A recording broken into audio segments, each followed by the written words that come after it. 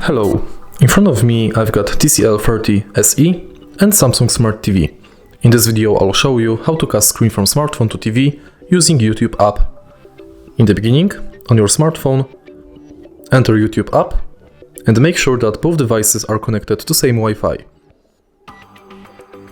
Now select the video you would like to cast. Tap on it and tap on the button in top right corner. Select your TV.